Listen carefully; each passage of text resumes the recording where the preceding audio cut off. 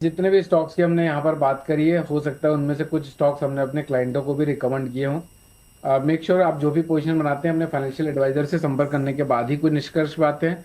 एक बात ध्यान रखिए, ऐसा ना हो कि आप जिससे संपर्क बनाते हैं वो अपने लॉसेस रिकवर करने के लिए आपको रिकमेंडेशन दे रहा हो। इन ए वे आप सेबी हम्म। रजिस्टर्ड रिसर्च एनालिस्ट से ही एडवाइस लीजिए। बाकी पास्ट परफॉर्मेंस फ्यूचर परफॉर्मेंस की गारंटी नहीं देती है। बिल्कुल सर, बहुत बहुत शुक्रिया, बहुत बहुत थैंक यू सर। आज की इस छुट्टी के दिन भी दर्शकों के साथ जुड़ने के लिए, उनकी तमाम समस्याओं को दूर सुलझाने के लिए थैंक यू सर, बहुत बहुत धन्यवाद। ओके। चलिए, इस बीच विमल सिंह रावल साहब कह रहे हैं, द बोनस परिवार से मेरा एक अनुरोध है सर, जब भी आप लोग किसी स्टॉक का एनालिसिस करें तो सर लॉन्ग टर्म या इन्वेस्टमेंट पर्पज से भी बताया करें, सिर्फ ट्रेड के नज़रिए से नहीं। हम 9 to 5 जॉब वाले हैं, धन्यवाद। नहीं सर, बात तो होती है, ऐसा नहीं है, लेकिन समस्या जानते हैं क्या होती है, फिर बाकी लोग आ जाते हैं और उसमें मेजॉरिटी लोग जो डेली शो देख रहे हैं वो कहते हैं कि शॉर्ट टर्म का नज़रिया है, इसका नज़रिया, तो इस वजह से थोड़ा फोकस उधर चला जाता है। लेकिन बिल्कुल आपका सुझाव अच्छा है, आपके सुझाव पर बिल्कुल गौर किया जाएगा सर, कि जिस भी शेयर में बात हो, मीडियम टर्म और लॉन्ग टर्म पे भी अगर एक व्यू मिल जाए तो बहुत अच्छी बात है। चलिए आगे लेकर के आते हैं अगली कंपनी जरा। एक से एक स्टॉक्स जो है आज खबरों के खेल में शामिल है। बैंकों को लेकर के काफ़ी सारे सवाल हैं। बैंक ऑफ इंडिया में Q4 के अंदर अच्छा प्रदर्शन रहा है। कंपनी की जो लोन ग्रोथ है वो अच्छी खासी हुई है। ग्लोबल बिजनेस जो है वाई आधार पर करीब 14.5% बढ़ा है और ये बढ़कर के 16.98 लाख करोड़ रुपए पहुंच गया है। लास्ट ईयर इसी क्वार्टर में जो है ये 14.83 लाख करोड़ के आसपास था। हालांकि कल यहाँ पर 1.5% के आसपास की गिरावट देखने को मिली है। ग्लोबल डिपॉजिट्स में करीब 13.5% से ज़्यादा की ग्रोथ देखने को मिली है लास्ट ईयर के मुकाबले, और ये बढ़कर के 9.27 लाख करोड़ हुआ है। ग्रॉस ग्लोबल एडवांसेस भी करीब करीब 15.16% बढ़े हैं और ये बढ़कर के 7.70 लाख करोड़ हुए हैं। सर, बैंक ऑफ इंडिया कैसा लग रहा है चार्ट्स पर? 1.5-2% की गिरावट रही, लेकिन लोअर लेवल से अच्छी रिकवरी रही। क्या कुछ एक्सपेक्टेशन आपकी?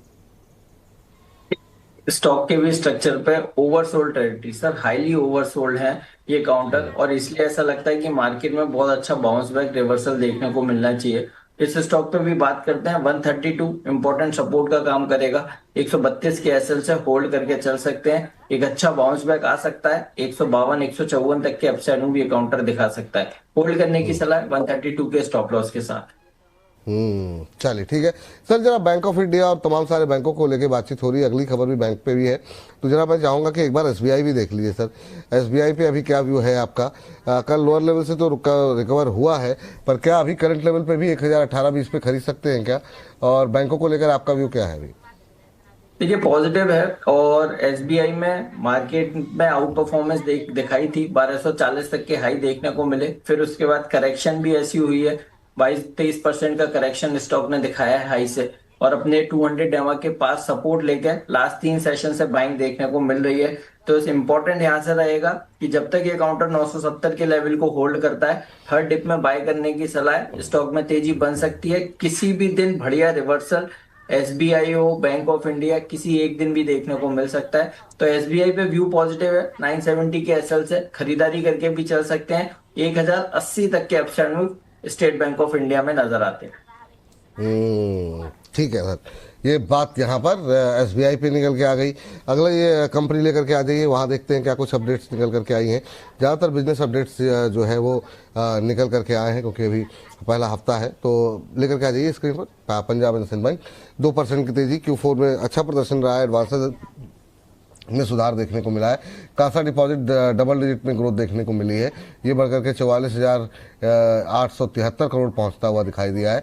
कुल डिपॉजिट 12.25% बढ़े हैं और ये 1.46 लाख करोड़ रुपए हो गए हैं। Sir, Punjab and Sind bank छोटा शेयर है, लोगों की रुचि काफ़ी रहती है, लेकिन यहाँ पर कोई खास प्रदर्शन रहा नहीं और दबाव ज़्यादा रहा है। पंजाब एंड सिंध बैंक कैसा लग रहा है 22 रुपये पे? सर, अमित जी ने अभी एक बात बोली थी, जहां पर पब्लिक बहुत ज्यादा फंस जाती है ना, वो स्टॉक्स चल नहीं पाते। हमने जेपी पावर की भी बात करी थी, और पीएसबी भी उसी तरह का काउंटर है। बहुत ज्यादा पब्लिक के पास पोजीशन है, और इसलिए स्टॉक में कोई भी पॉजिटिविटी आती है, 1-2 रुपए का मूवमेंट आता है, देन उसके बाद हैवी करेक्शन देखने को मिलती है। तो इसलिए यहाँ पर कोई नया बाय करने की तो सलाह नहीं है।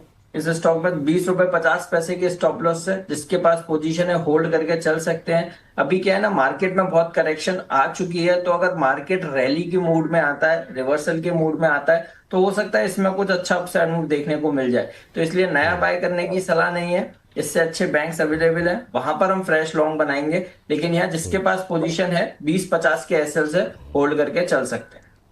एक यूको बैंक भी देख लीजिए, गुंजन तिवारी जी जानना चाह रही हैं, क्योंकि बैंकों पे बात हो रही है, तो यूको बैंक पे जरा आपका व्यू जानना चाहेंगे सर। गुंजन जी ने लिया हुआ है जी। देखिए यहाँ पे भी होल्ड करके चल सकते हैं। स्टॉप लॉस रहेगा 22 रुपए का। बाउंस बैक में 26 रुपए तक का बाउंस बैक ये काउंटर दिखा सकता है। 26 रुपए पर रिव्यू करेंगे, सस्टेन रहता है, मार्केट में सस्टेनेबिलिटी बनती है, तब फिर उसके बाद बड़ा अपसाइड मूव बनेगा। लेकिन अभी जो पोजीशन है 22 रुपए के स्टॉप लॉस से होल्ड करके चल सकते हैं। चलिए ठीक है सर। अच्छा सर, आपके 4 शेयर हैं, है ना? और अच्छा एक वो भी शेयर शामिल है जो मैंने टाइटल में लिखा था लेकिन मैं डिस्कस नहीं कर पाया, प्राज इंडस्ट्रीज। तो मैं चाहूँगा पहले शुरू के 2 आप जरा डिस्कस कर लीजिए, फिर 1-2 ग्राफिक्स से हम ले लेते हैं खबरों वाले। तो कहाँ पर अगले हफ्ते हो सकती है कमाई, ऐसे कुछ शेयर लेकर के आए हैं मोदित भाई। आइए एक एक करके समझते हैं उनको। तो बताइए सर, क्या है पहला शेयर कौन सा होगा? देखिए पहला स्टॉक रहेगा एनएलसी इंडिया। एनएलसी इंडिया यहां से खरीदारी करने की सलाह दे रहे हैं। 320 तक के अपसाइड मूव नजर आते हैं। स्टॉप लॉस रहेगा 266 का। डेली चार्ट्स पर triangle pattern breakout, weekly charts पर inverse head and shoulder pattern breakout. अच्छे वैल्यूएशन फंडामेंटल वाली कंपनी है, पोर्टफोलियो में जगह दे दीजिए। मैं बार बार बोलता हूं, हर शो में बोलता हूं, अच्छे स्टॉक्स को पोर्टफोलियो में जगह दीजिए। तो आज जिन भी स्टॉक्स पे हम बात कर रहे हैं, ये वो स्टॉक हैं जिनको आप महीने 2 महीने 4 महीने भी पोर्टफोलियो में रखेंगे तो कोई डेंट देखने को नहीं मिलेगा। एनएलसी इंडिया पहली कंपनी, 320 के टारगेट के लिए लॉन्ग कीजिए। स्टॉप लॉस रहेगा 266 का। दूसरा स्टॉक 266। हाँ अच्छा, एक सेकंड मैं, हाँ ये आपने सही किया। वो एक साथ सारा आ जाता है ना तो पूरा मजा किरकिरा हो जाता है, फिर वो सब लोगों के लिए फिर उत्साह नहीं रहता आगे देखने के लिए। ऐसे दिखा दीजिए, ये ठीक है। Stop loss 266। बाद में जब ये चारों कंप्लीट हो जाएंगे तो एक बार हम वो वाली प्लेट दिखा देंगे जो आपने दिखाई है अभी स्क्रीन पर, प्रोड्यूसर साहब। तो ये टॉपिक में पहली कॉल है एनएलसी इंडिया, टारगेट 320 के लक्ष्य के लिए 266 के स्टॉप लॉस के साथ। 266 बताया ना stop loss sir? Yes sir. हाँ 266 कर दीजिए उसको स्टॉप लॉस। स्टॉप लॉस 266 के स्टॉप लॉस के साथ एनएलसी इंडिया खरीदिए। दूसरी कंपनी सर जी सर। तो दूसरा स्टॉक रहेगा GMDC, Gujarat mineral development corporation. GMDC बहुत अच्छी कंपनी है और कई बार हम शो करते हैं तो क्वेश्चंस भी आते हैं।